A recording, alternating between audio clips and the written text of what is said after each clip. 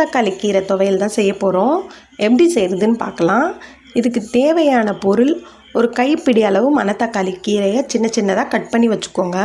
கொஞ்சம் கடலைப்பருப்பு, உளுத்தம்பருப்பு, ஒரு சின்ன சைஸ் தக்காளி, அதே சைஸில் வெங்காயம், ஒரு 4 பல் பூண்டு, ஒரு 3 காஞ்ச மிளகாய், ஒரு சின்ன சைஸ் அளவு புளி. இப்போ எப்படி செய்கிறதுன்னு பார்க்கலாம். ஒரு கடாயில் 2 டேபிள் ஸ்பூன் எண்ணெய் ஊற்றிக்கோங்க. ஃபஸ்ட்டு கடலைப்பருப்பும் உளுத்தம்பருப்பும் சேர்த்து வறுத்துக்கோங்க.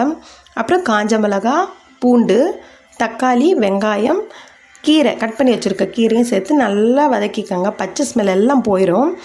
லாஸ்ட்டாக புளி, ஒரு அரை பத தேங்காய் சேர்த்து ஒரு 2 நிமிஷம் வதக்கிட்டு கேஸ் ஆஃப் பண்ணிவிடுங்க. ஆறுனதுக்கப்புறம் மிக்ஸி ஜாரில் போட்டு நல்லா நைஸாக அரைச்சி வச்சுக்கோங்க. அரைச்சி வச்சுட்டு அதே கடாயில் ஒரு 2 டேபிள் ஸ்பூன் எண்ணெய் ஊற்றி கடுகு, கருவேப்பிலை போட்டு தாளிச்சிக்கோங்க. அரைச்சி வச்சுருக்க அந்த கீரையை எடுத்து தாளிச்சதில் கொட்டி நல்லா மிக்ஸ் பண்ணுங்கள். கொஞ்சம் உப்பு சேர்த்துக்கோங்க. உங்களுக்கு தேவையான அளவு உப்பு சேர்த்து நல்லா மிக்ஸ் பண்ணிவிட்டு கேஸ் ஆஃப் பண்ணிடுங்க. இப்போ நீங்கள் இதை சாதத்தோடு போட்டு பிசைஞ்சு சாப்பிட்லாம். இல்லை அப்படின்னா இட்லி தோசையோடமே வச்சு சாப்பிட்லாம். ரொம்ப நல்லாயிருக்கும். ரொம்ப நல்லதுமே கூட இது நீங்களும் செஞ்சு ட்ரை பண்ணி பாருங்கள். உங்களுக்குமே ரொம்ப பிடிக்கும். இந்த வீடியோ உங்களுக்கு பிடிச்சிருந்தா லைக் பண்ணுங்கள், ஷேர் பண்ணுங்கள், கமெண்ட் பண்ணுங்கள். தேங்க்யூ.